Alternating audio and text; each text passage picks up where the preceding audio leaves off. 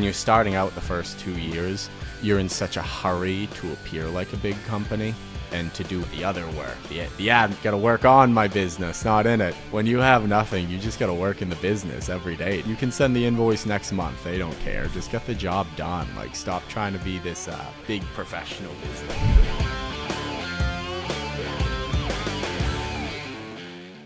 Hey, what's up, guys? Today I have a special guest, Brandon. He is 25 years old, is generating $800,000 in revenue, and started his company 4 years ago with no experience in landscaping. So, Brandon, welcome to the show, man. Tell us how it all started for you. Yeah, thanks for having me, guys. So this started 4 years ago when COVID was in full swing.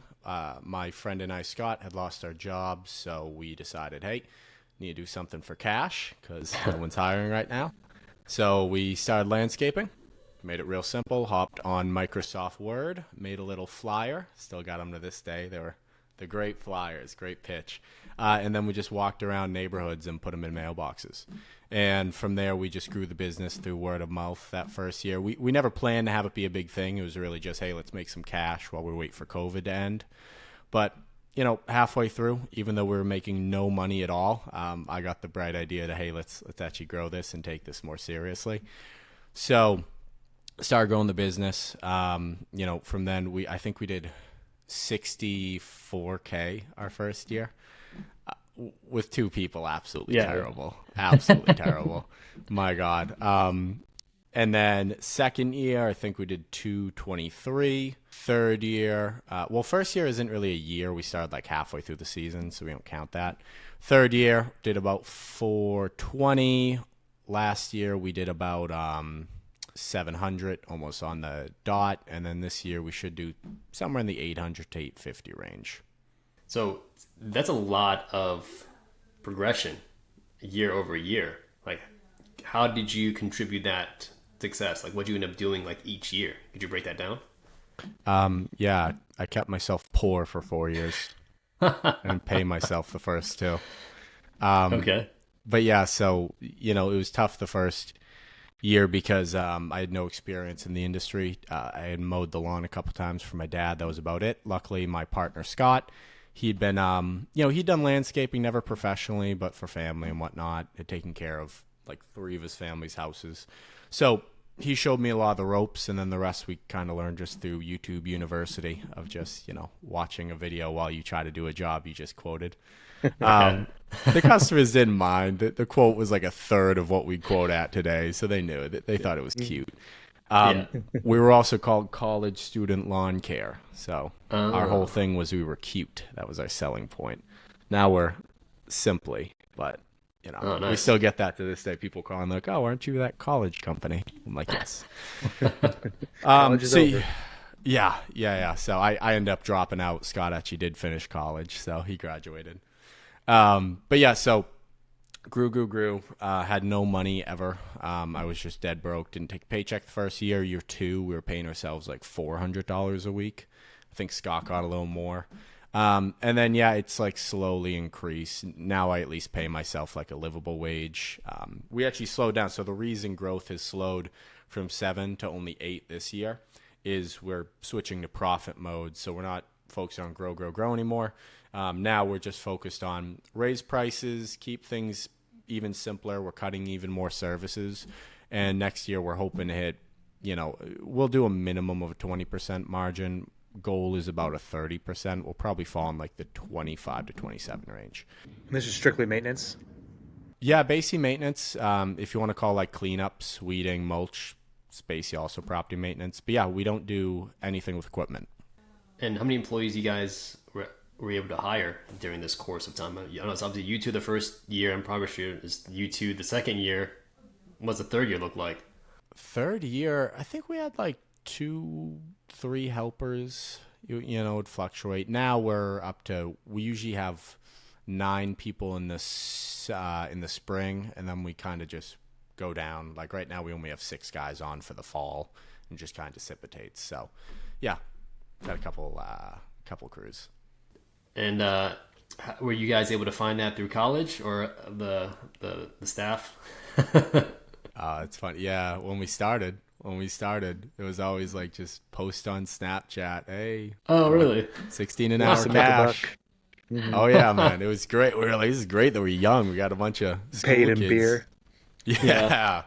But no, now we just use Indeed, and we have we use an ATS called Workstream that handles everything for us. Okay. Yeah. So obviously there's a night and day difference between how you guys started and where you guys at. Like, what kind of system do you guys currently have right now that's operating the business? Because obviously it looks like you haven't been in the field the whole day today. It sounds like you're just chilling. Yeah. So I'm the office manager now. I will help in the field if like we're severely understaffed or something falls through because I know how to do the work. But no, Scott, he's the general manager and the estimator. So his job is to, manage all the crews. We generally run 4 or 5 crews depending on what time of year it is. And then do the sales. I just handle all the admin work. So system wise, I like to say we're pretty tech forward company, so we have softwares for everything. There isn't really anything. Our goal this year was to get rid of all paper in the office. The only paper we have left is checklists, because I'm old fashioned. I love a paper checklist. And our hiring process, we still use paper for some parts. There's like 2 things, just because I think the interviewees like it a little more, but most of it's systematized.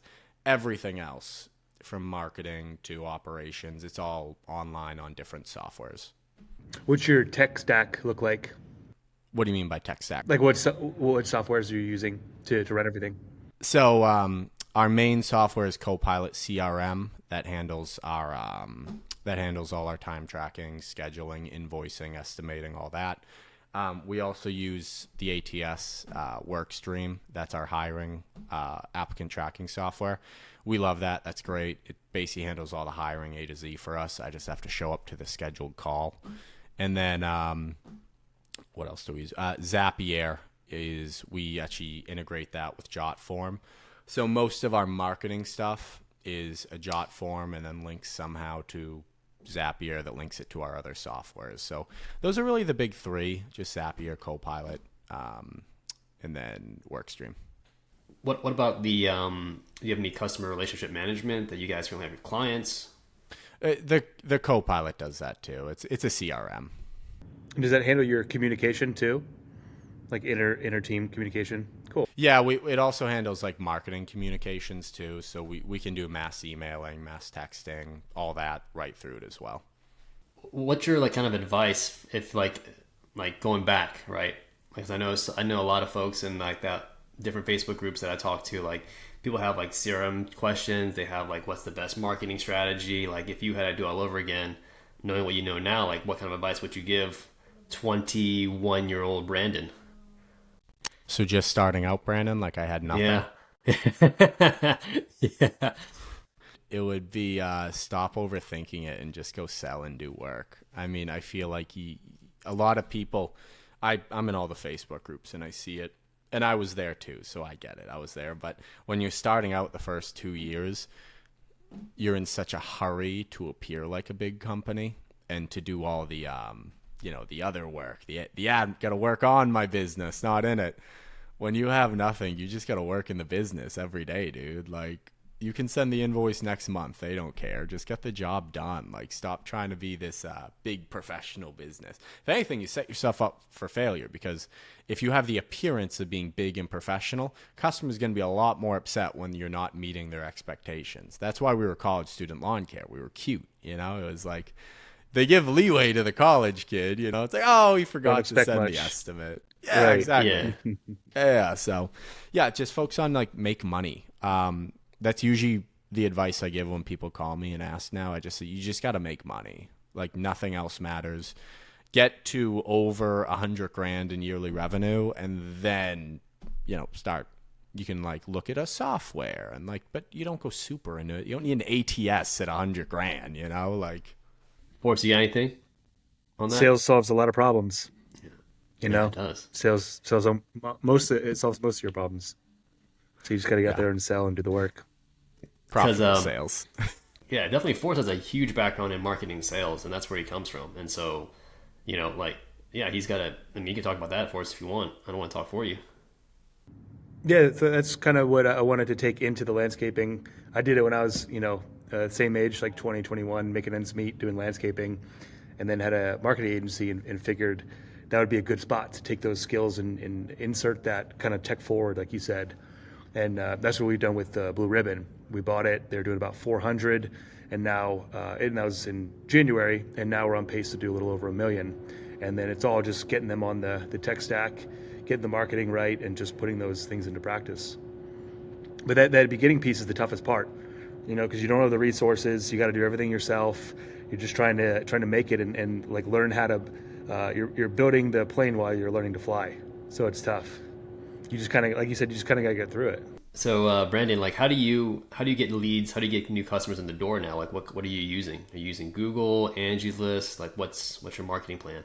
We use everything that makes financial sense. Yeah, everything. We go over it. So the one thing we don't use currently is Yelp, Angie's List, any of those lead gen sites. We don't, only because I don't have personal experience, but from the people I know who have used them, it just has not made sense from a customer acquisition cost for our kind of work. If I was doing bigger work, it would probably be different, but like, it's tough for us financially. But, I don't know. I've never personally done it. So, but yeah, we do yard signs, Google Ads, local services, word of mouth, current customer marketing. So just, mass emails once a month, that sort of thing. Our goal actually next year, we're planning on shutting off all marketing here at Location One because we have enough of a customer base through the email marketing where we really don't need to run Google Ads anymore because we're switching to profit mode. So this location will grow from 800 to like 900 maybe next year. This will probably do, but profit will double because we're just switching to profit mode here. We're just increasing prices. So yeah, in yard signs, trucks are all painted, lettered. Everyone's professional, that sort of thing. So just everything you can think of marketing wise. What do you do to track that, to try to see what is working? Our CRM, we always on every single call we track. How do you hear about us? And we actually we did a report on that actually last month. Funny enough. So what's the KPI on that? The key performance indicator? 54% from Google. Wow. So yeah, organic or ads? Great question. So I can't tell if it's organic or ads, the exact number, but I can tell by our ad spend this year versus last year. It definitely was majority ads last year, and this year it was majority organic. Because we ranked number one for any Google. If you look up lawn care, any keyword in our area, we're just organically number one because we have the most reviews in our area, which is a huge thing for us, reviews. Yeah. Is that an initiative that you guys really drove, is to get those reviews on there? Yeah, our team members, so they actually they get a $25 bonus every time they have a review mentioned with their name. So we average, it's either 2 or 3 a week we average reviews. We actually have a review board right behind my screen. We do that every morning. We have the team, we cut out the review, have them read it to the team, put it up there. But yeah, and part of our service is the team members know when you finish a job, anything but mowing, when you finish, knock on the door, do a walkthrough with the customer. Hey, Mr. and Mrs. Jones, glad that you like the work. Can you please leave me a review? Here's a card with a QR code, and my name's written on it. If you do it, I'll get a $25 bonus. That's pretty good. And you give nothing to the customer, huh? You just they got a great service. job That's done. They got exactly. Yeah. Phenomenal service. That's what they got. Yeah. I'm kind of curious. So you were able to grow relatively quickly, and during the process, there's always like growing pains, right? How do you, if people that are new listening, like how do you determine what area of your business to invest in as you grow? Do you mean financially invest in or mentally? Both. That's a good question. Both, yeah. I think it depends on your stage of business. You need to look at where you are. Like I said, all that matters when you're starting is sales. So that's number one. Just sell and do the work and do a good job. when you get to like the 300 to like 700 range, that's when I think you need to start focusing more on like, okay, it's time to get some softwares. It's time to have like it doesn't need to be the perfect system, but like all the team members can't show up and do their own thing every morning. Like there needs to be some structure, some system, like give some order. And then over 800, I think that's really where you start focusing your time as an owner on like, how do I nail down the software and systems, and how do I start saving us money and making us more efficient? So I think it, again, depends on where you're at in the business. Because I've been hearing a lot, we've been talking to a lot of other business owners too as well, like they don't have a sales process. It's kind of funny to say, like, what has been your process of developing a sales process? So it's funny you ask that. When we were in that like 300 to 700 range, we probably went too in depth in it. Not mainly because like we were trying to like script everything and make it like very robotic. I was actually the estimator at the time. And a big reason we switched was Scott and I agreed that I'm too good at following the rules and the structure. So like it felt very corporate when I was on an estimate with a customer. And if you're just doing like basic maintenance, like if you're doing like a $50,000 patio job, they probably want someone more corporate that they're meeting with, you know. But when you're selling basic services, average ticket, you know, is around $1,000. You probably want more of that like hometown, hey, I trust this guy. I get a beer with him, but he also seems like he has great values and will get the work done.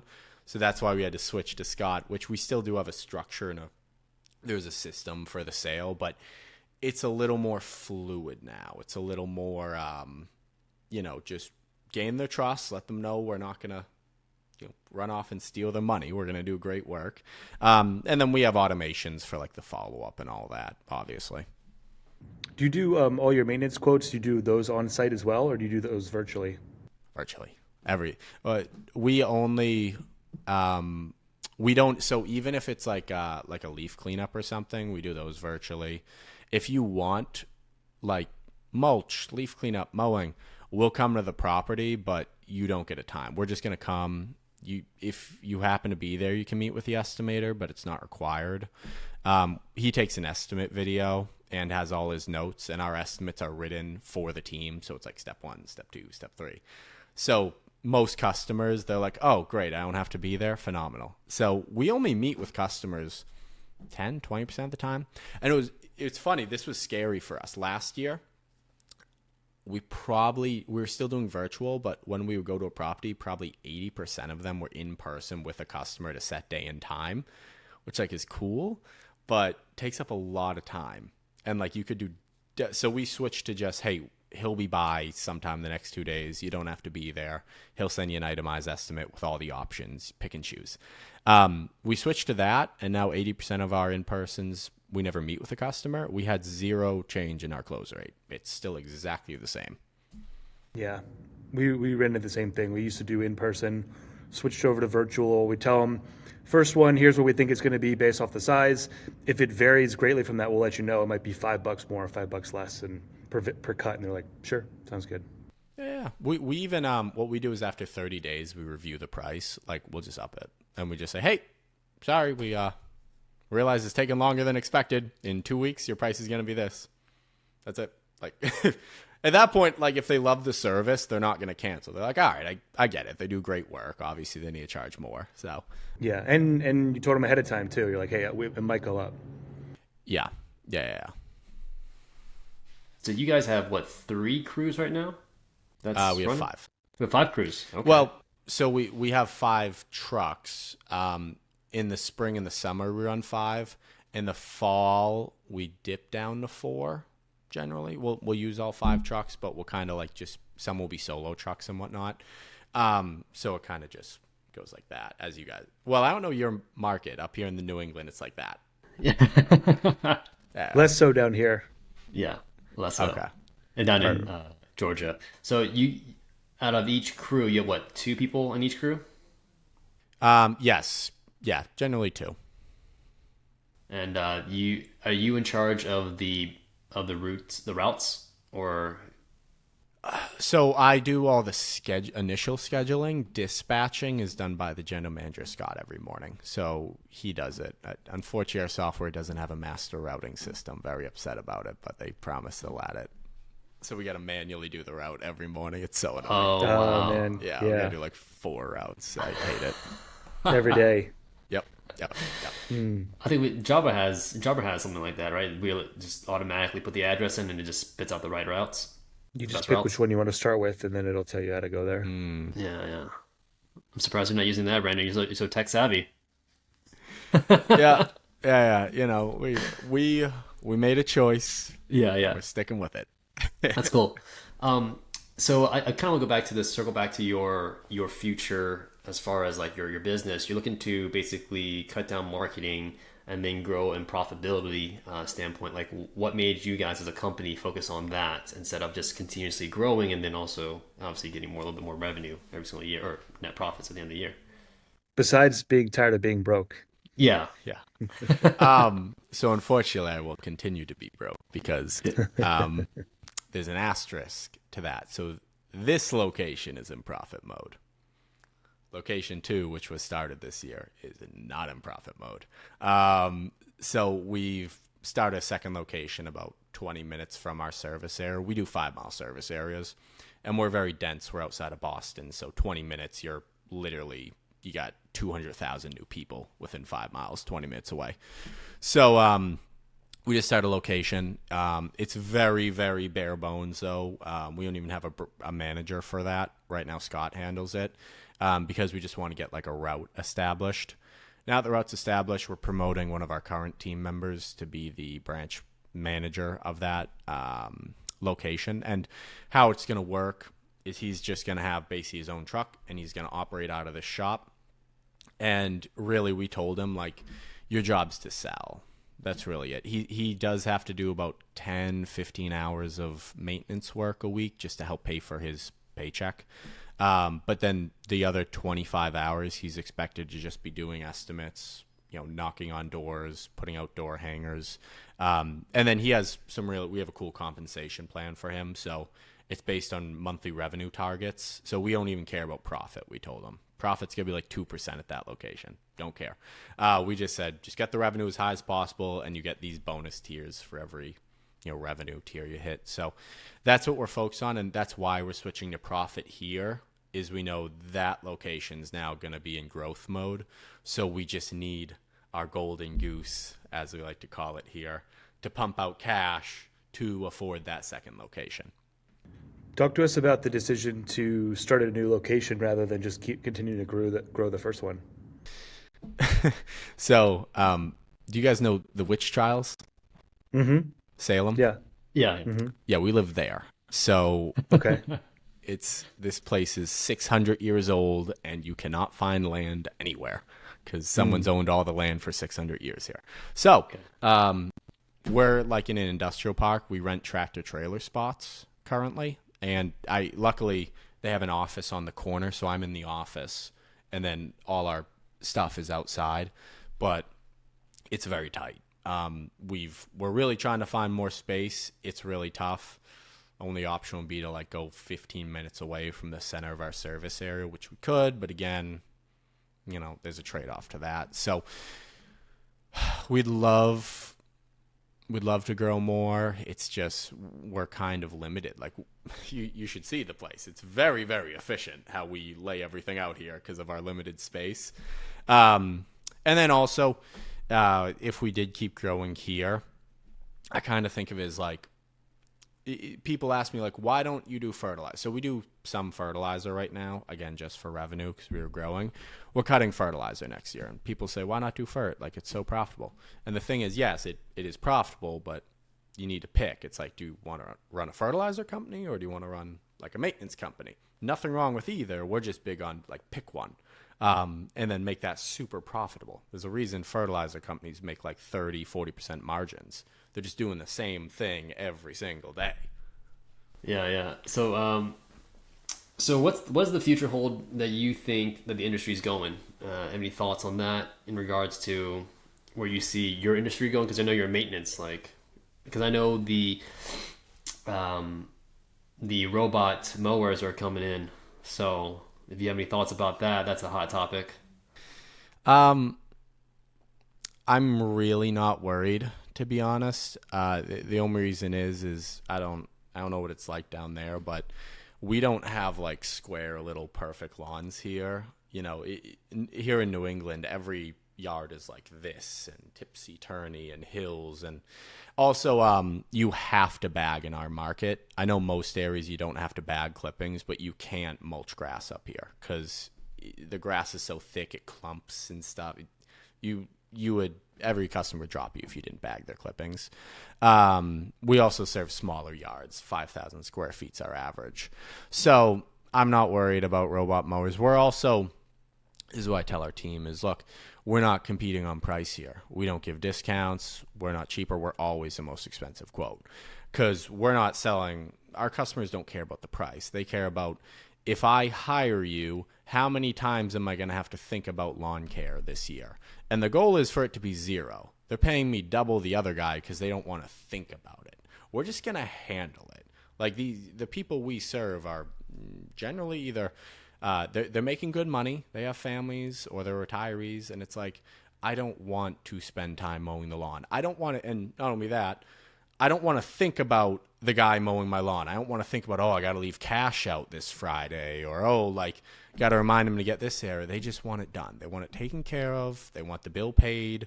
They want their card charged. They don't want to have to pay an invoice every week. So we're big on saving the customer time, which, robots, it's like, they're not going to save you. It's like you have to put the robot out. You got to charge the robot. You got to empty the bin. They don't want that.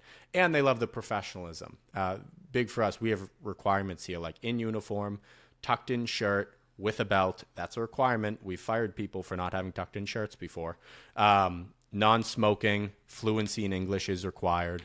Like, we provide a service here. It's an experience, we like to say. So I've never been worried about that. I'd be very worried if I was competing on price. That would be terrible. I'd be terrified. But no, it's just a high-level service. People are going to want to pay this, people who have money. So never a worry. So what does the future for you hold once you get that location up and running? Like, are you going to turn on marketing back up, or are you going to just continuously, the golden goose egg is going to pump more money into that location? So we're going to obviously turn marketing on full speed for location 2. Location 1, just, we don't need it. We naturally will do 900 with no extra marketing. We'll still do things like yard signs and, whatnot. But yeah, no, we're all the money is just going to location 2, door hangers, knocking on the doors, Google ads, local services, Facebook ads. Everything's for location 2 next year. And that's what we hope to, replicate as we move onward.